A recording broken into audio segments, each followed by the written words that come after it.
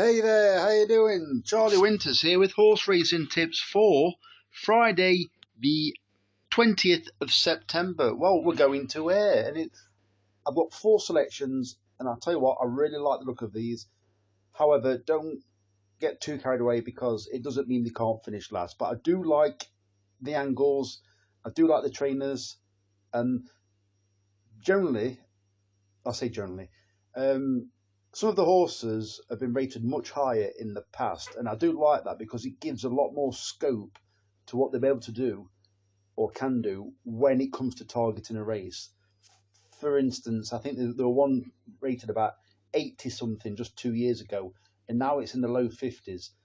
Just 2 years ago, it can easily improve its handicap mark of 50 and run well above that. So let me get into it. So these are the selections for. Let me just put my glasses on. Hold on.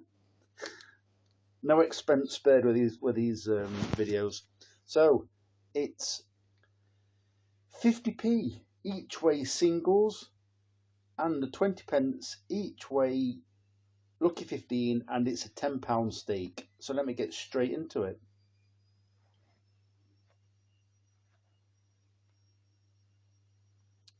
So the first selection, it's a bit of a stingy price, but it's Scatterpenny at 4-1 in the 3 minutes past 2 race at Ayr. Well, I fancied this one. Was it last week, couple of weeks ago? It was pulled out because it was slow ground. I believe that this horse, like I said last time, it was progressing very nicely, and it ran on its debut a Racing Post rating just under its mark that it's off on Friday. It then ran above its handicap mark, or its current handicap mark, by posting a Racing Post rating, I believe, of 85. Its handicap mark is 81. Well, it ran a decent race at York without even being really put in the race. It was relatively slowly away, met a little bit of trouble, and it was like moderately encouraged to finish the race, and was a bit of an eye catcher. The Easterbeers had, was it 2 winners at Ayr on Thursday? They had a big price, and then they had a 33-1, and then they had a much smaller price.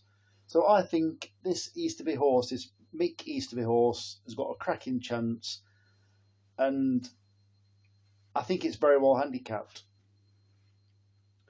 I've took the price because I just don't know what price I can see it being.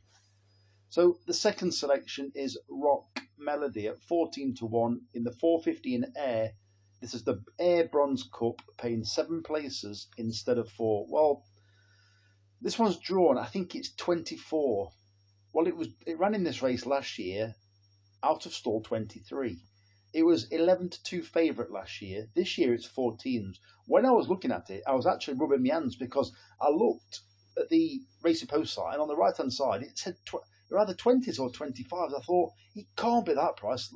So I went straight to Sky Bet, and clearly no, it isn't. So maybe it might be worth for those of you to have a 10 pence each way lucky 15 taking the prices, and a 10 pence each way lucky 15 leaving the prices. But I've taken the prices just so you can see what actual price they are. I'll settle for 14-1. So this horse is extremely well handicapped. It's, just give me 1 second. It's very well handicapped, and in fact, hold on a minute, I forgot. Yeah, hold on, I know exactly what it is now. So this horse, this is the one that was rated in the 80s. This horse has ran for, in fact, I've actually forgot. So let me make it quite clear. So one of these 4 horses, or one of the next 3, Rock Melody, or the following 2. So what happened was, just 2 years ago, 2022, there was a horse rated in the 80s. In fact, let me find it now. So I'm currently looking at the Racing Post site. So just give me 1 second. Talk amongst yourselves. Right, I found it. it isn't this selection. So let me quickly go to Rock Melody.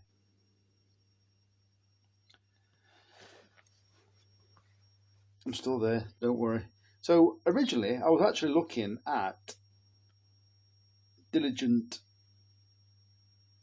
Resdev because I tipped that one when it won at 40-1 at York. So let me get on to Rock Melody. So I shall tell you exactly why. So it's rated 76 tomorrow for quite a while now, and I think she can ride, but and she's rode a fair amount of winners. Amy War has rode it for quite a few times, claiming 5, and Joanna Mason. So this horse, tomorrow's trip is over 6 furlong at Ayr. I always think you don't have to be prominent, but I do like a horse that races prominently. So this horse, it ran in this race, as I said, last year. It finished 9th of 20, beaten 6 1/4 lengths by Ascot Adventure. It was actually 11-2 favourite that day, and it was off of 79. Well, as I said, it's off 76 tomorrow, so it's £3 lower. It was 11-2 favourite last year, and let me just check whether it did anything in this race last year.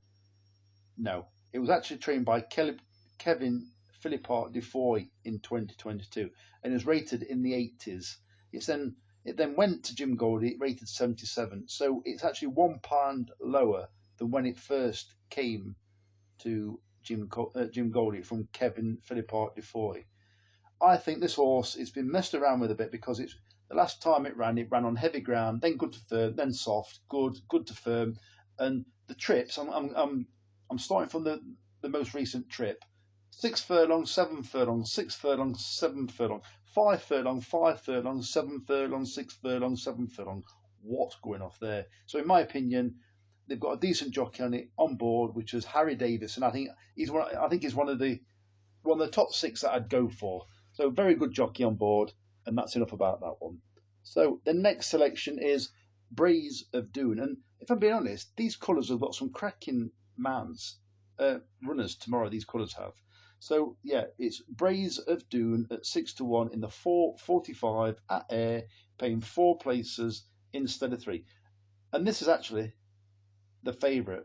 I actually didn't realise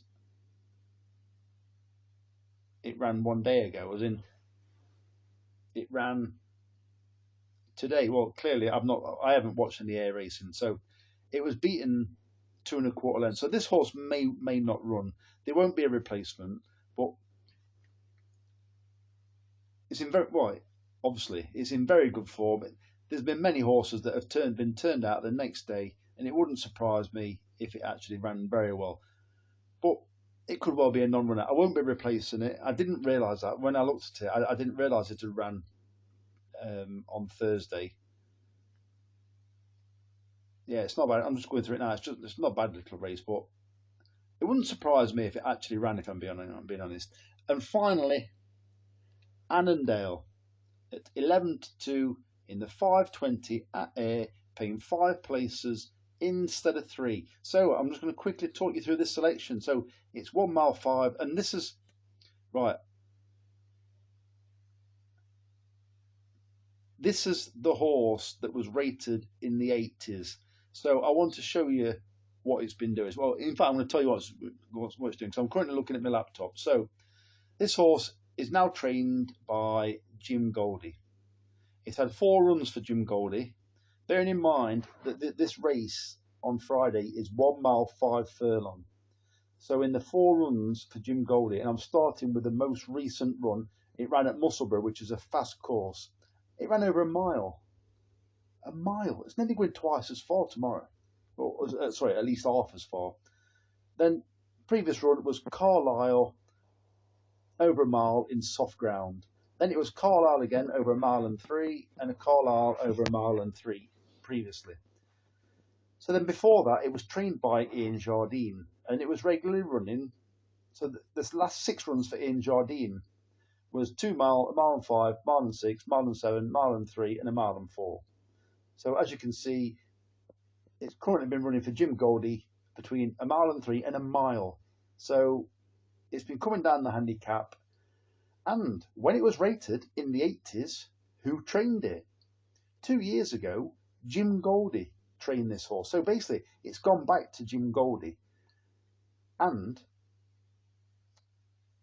it's not too much exciting, but it did run in this race 2 years ago on the 17th of September over 1.5 miles, and it's not exactly encouraging. He came 14 to 15, but it was 22 to 1 that day. And then last year it was 6 to 1. It was off a mark of 66, and it came 8th of 10 in this race. So it's not exactly encouraging, but it's now £10 lower than when it ran in this race last year. I think it's got every chance. And I think they've been, how do I put that? I think they've been ensuring that it's going to run well tomorrow by getting a decent handicap mark. So I waffled on quite a bit towards the end. If you're still here, give me a like or a subscribe or a comment. Let me know your thoughts. I really appreciate it.